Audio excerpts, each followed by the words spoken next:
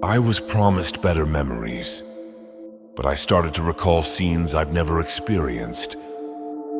Or have I?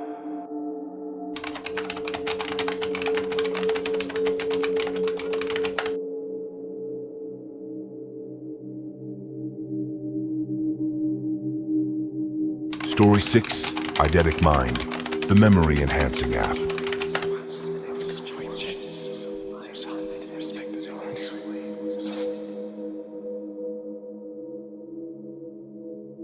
I've always had a memory like a sieve. Names, faces, appointments, they slip through like water. So when I stumbled across an ad for EideticMind while browsing tech forums for my next article, it seemed like a miracle. Sound therapy for memory enhancement, it boasted. Skeptical but desperate, I downloaded it. The first few sessions were odd.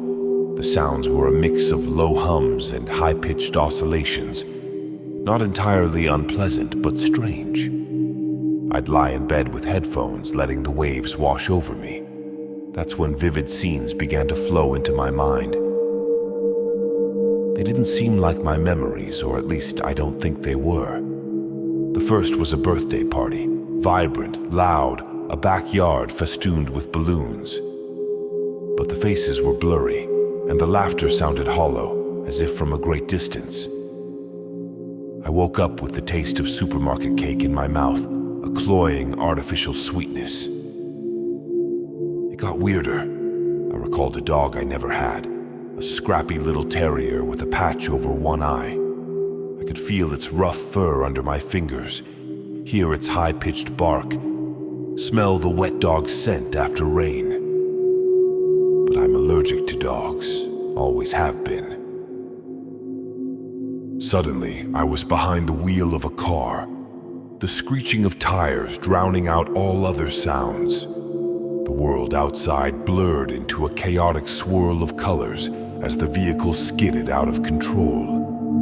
I could feel the violent jolt as metal collided with metal, the sickening crunch vibrating through my bones.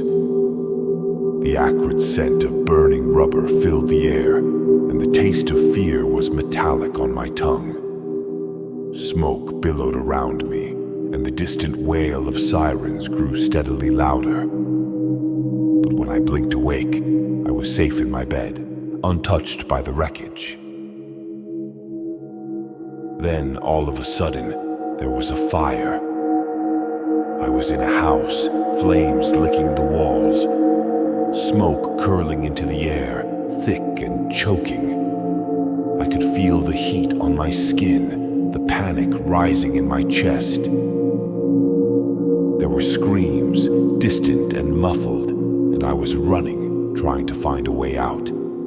The scene was so real, I could smell the smoke, feel the sting of the heat. But when I woke up, gasping and coughing, my room was cold and dark, untouched by fire. I tried to write it off as stress or lack of sleep, but then came a scene that made me uninstall EideticMind. The room was dimly lit, the walls a nauseating shade of green. The air hung heavy and stifling, tainted with the sterile scent of antiseptic, mingling grotesquely with a coppery smell that I recognized all too well as blood. My heart pounded in my chest, each beat a thunderous echo in the oppressive silence. There, looming before me, was a man, his features obscured but his presence unmistakable.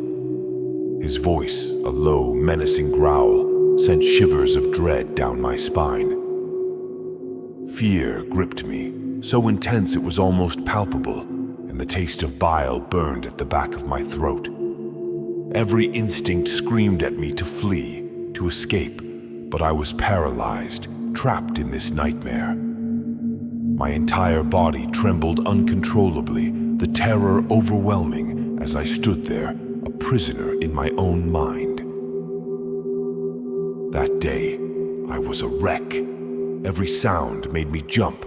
Every shadow seemed to hide a lurking menace. I saw the woman's terrified face in every stranger.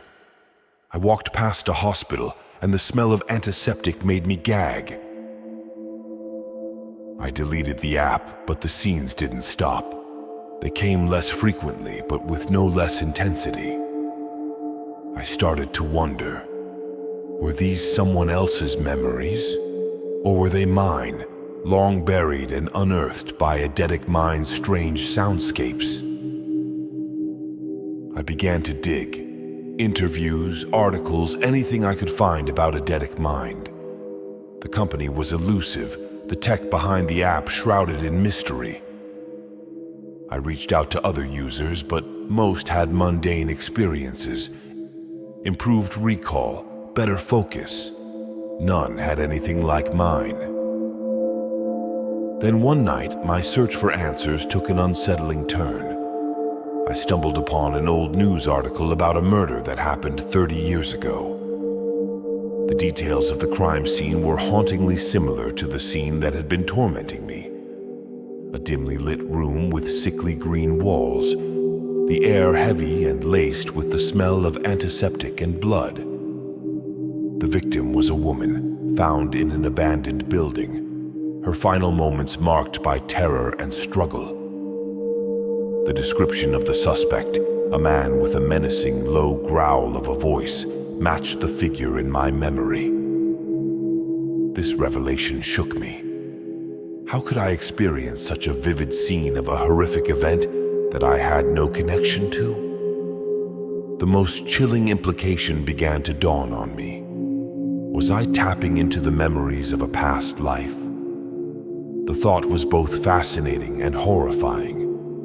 The idea that I might be reliving the last moments of a stranger's life from another lifetime was a concept too overwhelming to fully grasp.